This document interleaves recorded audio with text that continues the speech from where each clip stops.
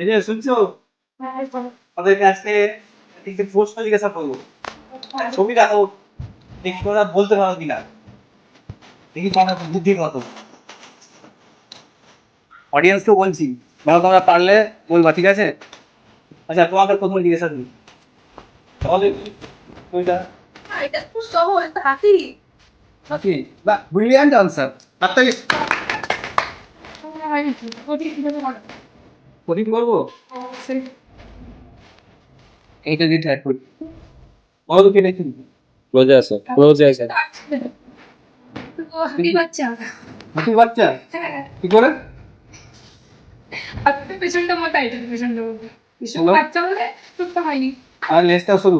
এছাড়া শুধু বাহ, বাচ্চা। এটা হাতির বাচ্চা।